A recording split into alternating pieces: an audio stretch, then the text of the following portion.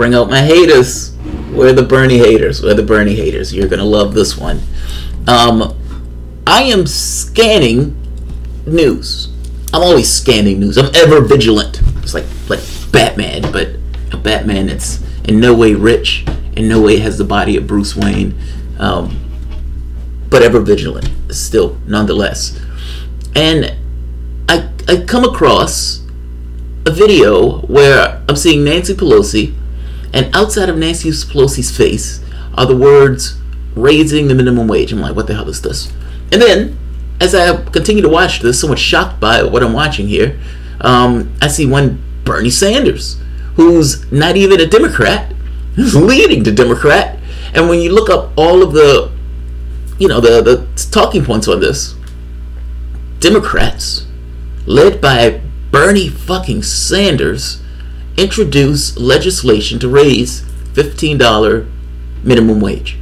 Now, they introduced this legislation in the House, of course, because, they don't have the Senate. And the legislation essentially goes out to 2024, where it's increasing the minimum wage $15 an hour across the country. I have 3 points to talk about this on, three main points that I want to emphasize or stress or talk about. First, let's take a look at Nancy Pelosi introducing this. Because I gotta be honest, pleasantly shocked by this. But that's my hand. That disappearing hand thing is a little weird. I have a tendency to point in my television. It's right here. I can do that, but that looks weird. All right, let's look at Nancy Pelosi. Listen to the words coming out of her mouth, because again, I was somewhat shocked that these were the words that were coming out of $100 million Nancy Pelosi's mouth. America's working families. We have a great array of presenters today, and many of our colleagues have joined us in unity to raise the minimum wage. I just want to acknowledge 2 of our VIPs, our very important people, Tiffany Lowe and Howard Hanna, who will be presenting today. Tiffany Lowe and Howard Hanna.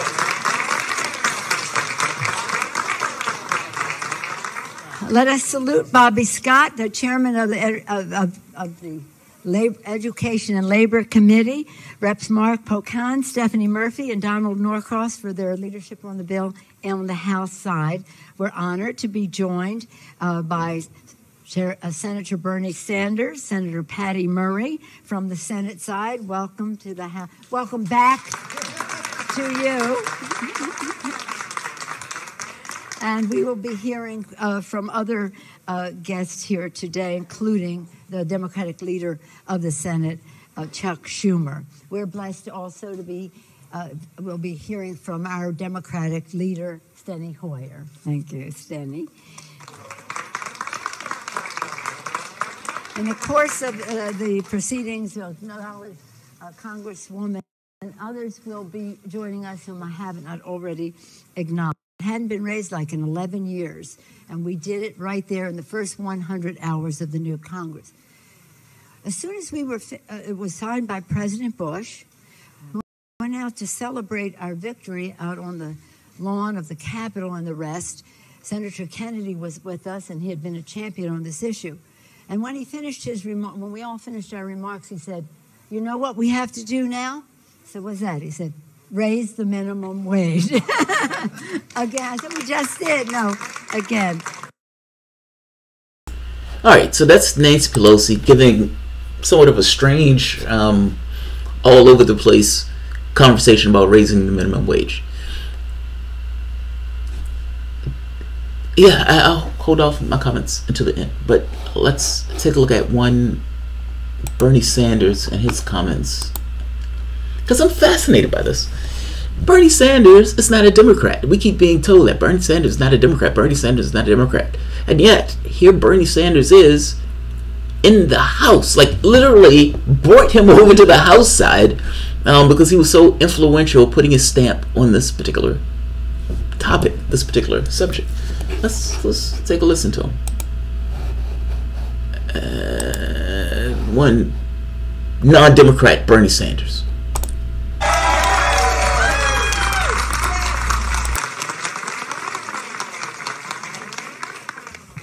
Let me thank Speaker Pelosi, Majority Leader Hoyer, Minority Leader Schumer, Chairman Bobby Scott, Ranking Member Pat Murray, and everybody else for being here today. And let me say a special thanks to all of you guys. You are the folks, not only here, but all over this country, the Fight for 15, the grassroots activists who have stood up and fought back now for years. You are the people who made this day possible, and because of your efforts, we're going to win this fight.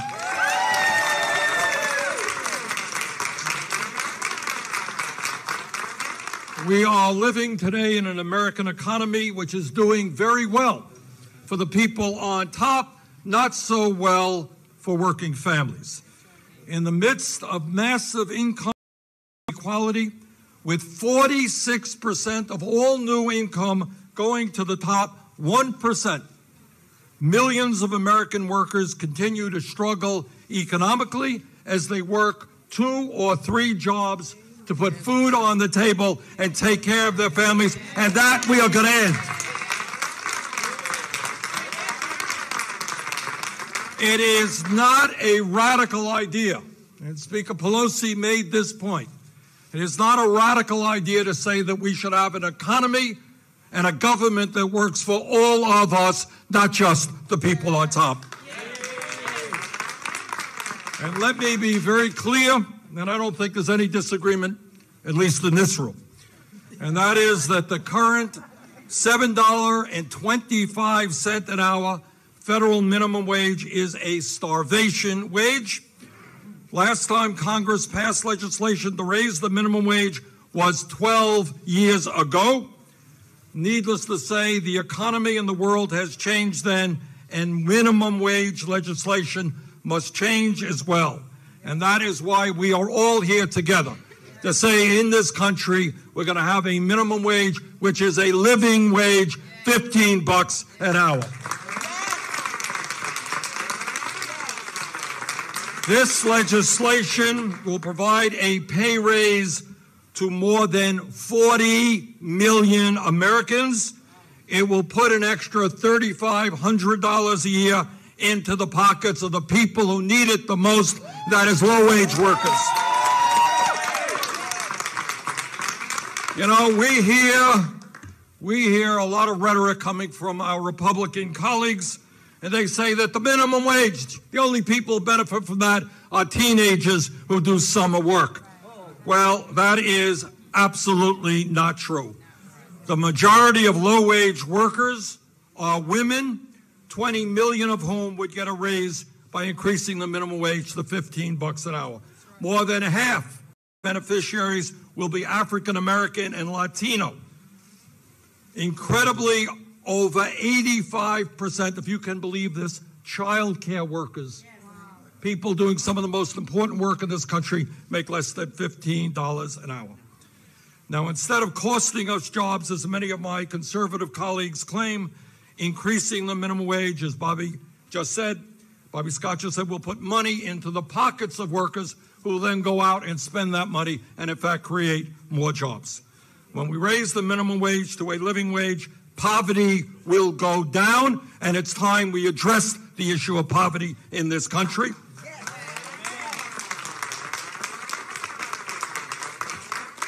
So the bottom line here is our Republican colleagues and the president thought that a major economic initiative was to give over $1 trillion in tax breaks to the top 1% and large multinational corporations.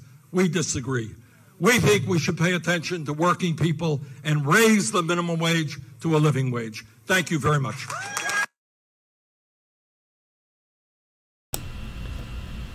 Excellent. Couldn't agree more. I have a few quick points that I wanted to add that I held my mouth.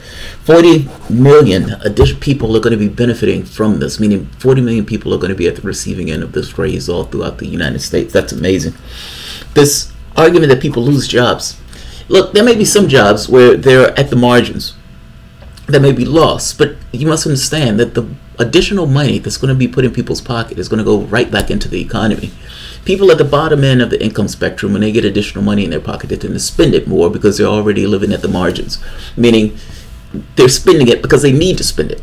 It's what they need to do to get by, and with that extra money essentially just goes right back into the economy.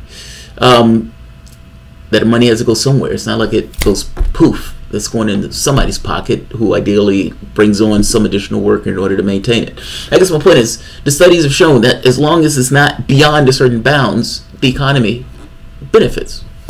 The economy benefits. All right, and I made 3 points.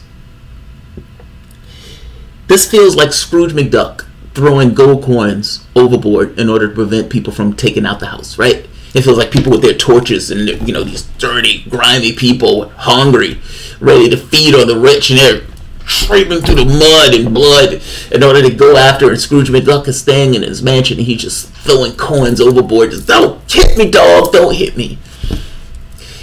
Someone, somewhere along the way, the upper class in this case, have made this point of saying, look, part of the problem that Trump is in that office right now is for economic issues, meaning this kind of austerity politics, this moving to the left of the Democratic Party being unable to deal with the amelioration of the people within the country, the 99%. And this sounds like, at least in an optics way, of trying to throw overboard in order to kind of deal with that. Or to let's say, to stem the tide, to take the wind out of the sails, let's say it that way. At least from an optics standpoint. Alright, so 3 main points. All of those people, all of those editorials, all of that stuff that's going to be on MSNBC, all of the stuff that's going to come out in all of these different magazines attacking Bernie Sanders. Oh, he's a has-been. Oh, he's too old. Oh, he's too white. Oh, he's too whatever. He's a has-been. We've moved beyond Bernie Sanders. We don't need your type of politics here anymore, buddy. We're done, son. And yet, the frame of reference that the left, even the Democratic Party, thinks of is by him. $15 an hour. Bernie Sanders came out saying $15 an hour. Oh, you're radical, Bernie. You're radical. You'll never get that. You'll never get anybody on board. That's too much money. That's too much money. We can't have people being able to eat and pay for their medication at the same time. We can't have that. That's too much of a radical solution. The idea that a person who works a full-time job is not able to support himself is a radical idea. Apparently not so much. Apparently not so much. Not only does the public agree with it, it's a popular idea. And no shit, it was popular, raising the minimum wage. I guess what I'm saying is, the people who are saying, oh, Bernie is a has-been, the Democratic Party is, at least in an optics way, some of them are playing catch-up from the standpoint of, you know, the political stuff. It's not that he's too radical. It's not that he's... when you poll Democrats on Sanders and the things that he says, they love it. They get a lefty boner, even though they're perfectly willing to vote for some corporate, you know, tool or whatever. But at the end of the day, the people who vote Democrat are on board for stuff like this. It's the party itself that's playing catch up. The leadership of the party that is out of sync. The radical centrists that are out of sync with the American population and lost to Donald fucking Trump. That's the first point. Those people can go, you know, F themselves. The ones who are saying that Sanders is too old, Sanders is too white, Sanders is, you know, that part of the Democratic Party in sense of ideology. The Overton window of debate has shifted to the point where what Sanders is talking about is the mainstream at this point. It's the mainstream. Those people can go F themselves. Bernie Sanders is literally out here, non-Democrat, leading the Democratic Party. There is a cosmic symbolism that's associated with that. That's epic. The second point. I guess I have 4 points. Bernie's leading Democrats. That's my second point. whatever the optics they were trying to get at, what this looks like is Bernie Sanders is standing in front of a pile of Democrats, leading them on Medicare for all. That is awesome symbolism and awesome optics and awesome headlines, because many of the headlines that are coming out with that specific headline. Bernie Sanders is leading Democrats on $15 an hour minimum wage legislation. Fucking it. Third point. It's not going anywhere. Everything that I just said is true. Simultaneously true to everything I just said. The legislation is going nowhere. In fact, some of the Democrats that may have signed on to passing this from the House may fall away from it if they ever get the opportunity to pass it for real. So, yes, it looks great that Bernie Sanders is out here leading a group of Democrats to passing $15 an hour minimum wage. By the same token, all of this is political theater. It's going nowhere. Trump, more likely than not, is not going to sign it. The Republican Senate are not going to do it. What it looks like, though, from an optics standpoint, is, hey, the Democratic Party is trying to give us a $15 an hour minimum wage, and those Republicans are stopping them from doing it. The Republicans are stopping them from doing it, but they're stopping them from doing it in the same way that the Harlem Globetrotters and the Washington Generals, or the Washington Generals essentially keeps getting beaten by the Harlem Globetrotters. Like, it's, oh, don't make me hit you. Oh, there's the Republican Party that's not going to pass it, but they have no intention of passing it anyway. If it was a Democrat in the House and Republican, if it was a Democratic Senate and a Democratic president, it's likely that many of the people who signed their name to this legislation would fall away, not willing to support it. They've done this before, pushing legislation. If I'm not mistaken, Colorado was one of those places where they were pushing all this lefty legislation, and then the moment that they got a governor in office that they could do it, is like, hey, we need to talk with the business community and tone this down. We need to tone this down. So, yes, the optics look great, even for Bernie Sanders on this. Simultaneously, it's going nowhere. The last point, frame of reference. Sometimes when people would say, well, that person only does French fries, why should they get $15 an hour? And I think to myself, why do you have that frame of reference of the top 1%? If you work in a day's work, shouldn't you get paid and compensated for that work? The productivity across the United States has gone up over the past, since the 70s, remarkable, like 200 to something percent. Whereas wages, real wages, have been flat the entirety of the time. Instead of making this case of, well, if that guy is getting $15 an hour, why is that guy getting $15 an hour? Maybe the argument should be, that guy is getting $15 an hour, I need a raise. I should be getting more, I should be being compensated better for the job that I do.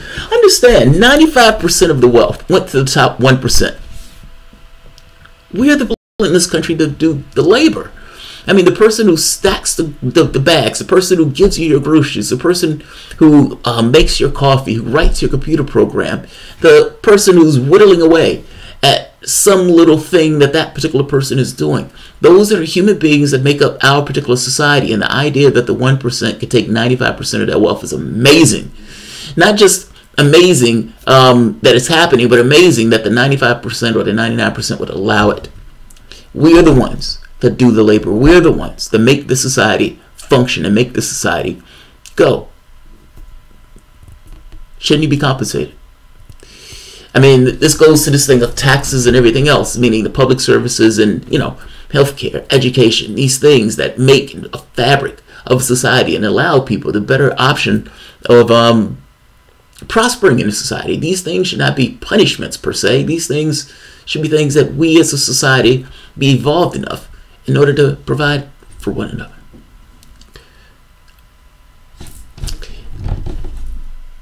That's it. The perspective that we take on this stuff is framed in the perspective of the 1%. This idea of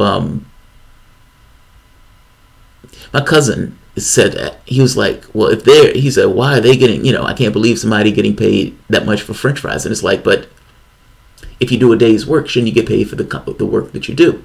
And maybe you are just not getting paid enough, as opposed to they're getting paid too much. The frame of reference is so weird. But that's it. these guys are introducing a $15 an hour minimum wage by 2024.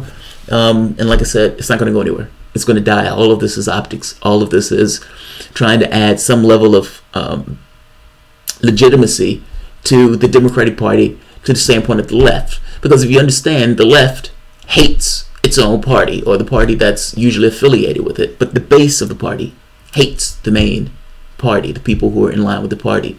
These guys are doing whatever they can to get across in some kind of optical fashion, where they don't necessarily have to write a check yet, that they are hip, they are cool, and see, we do things that are also on the left. We're progressive. We're, lefties. I mean, come on. Look at this. We're trying to pass a $15 minimum wage. Isn't that awesome? Isn't it? Yeah. I mean, right? It's calling to pay a check when you don't have any money in the bank. So, yeah. Maybe the guy making $18 an hour now wants to be told he'll get a raise too. He may want to be told that, but they're not going to necessarily do it. Like, they're not going to adjust other people up. They're probably just going to bring people up to a particular thing. And yeah, you get a certain degree of jealousy and people looking out for their own self-interest, but it's an odd self-interest. It's not a self-interest of it's a comparative self-interest. It's like, I don't want that guy making the same thing that I'm making. But it's also this thing of, well, maybe you should be making more. Maybe you're not making enough. And even if you're not necessarily making enough, you should be happy that other people are finally getting to the point where they can have at least some level of living. So yeah. Bread would end up being $10 an hour per loaf. It would not. It would not. You're talking about inflation. There's $15 an hour is not going to dump that much money into this society where people are fighting for the exact same thing. I don't believe it. I don't believe it. Not to mention, our production capacity is nowhere near at the point where it's stretching in order to accommodate. That's not going to happen. My mom does a job that used to be done by engineers. She took up both their work, but for damn sure not to pay. My wife, same thing. My wife was working as a medical coder, and she ends up taking on somebody else's job because the person leaves. And she's doing somebody's job, like multiple pay grades above what she should be doing.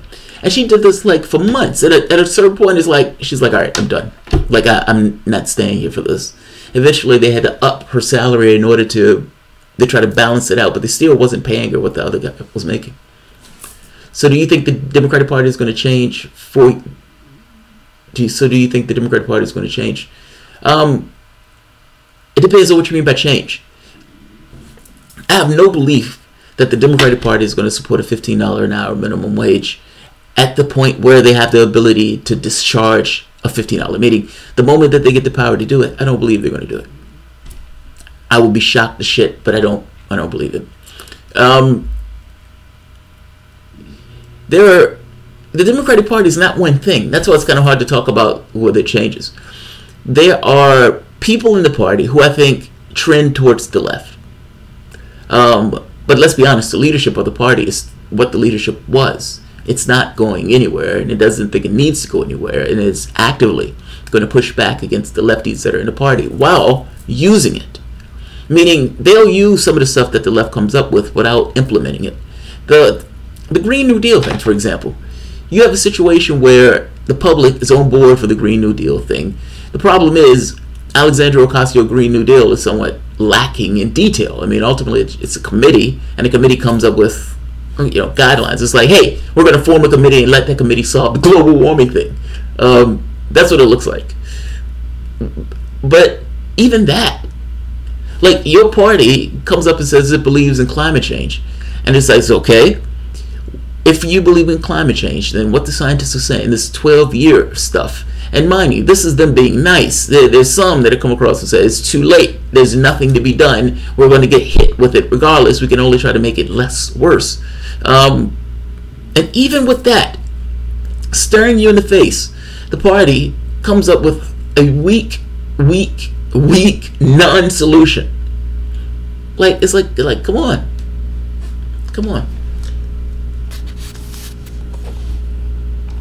though.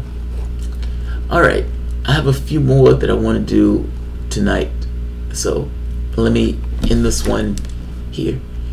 If you guys enjoy the content, please feel free to share, like, subscribe. You can always support through PayPal or Patreon. And by the way, guys, I haven't forgot about patron appreciation. I've just been trying to think of a way of... I've been trying to think of something else to give to the thing in addition to the patron appreciation. I got all of kilter once I got back into the country. I was talking to my wife on this. I'm thinking that this is going to be done on Tuesdays because even when we're traveling, we're not traveling on Tuesdays. We may get stuck somewhere on a Monday, but on Tuesday we're usually back. As for, I'm trying to think, is there any show stuff? Yeah, there's a 420 coming up that's fascinating and interesting that you're not going to want to miss. But I'll be back. Give me about 30 minutes, maybe less, and I'll see you guys shortly. If you guys enjoy the content, please feel free to share, like, subscribe. You can always support through PayPal or Patreon if you find yourself coming back here often. Thanks all. I'll see you in a few.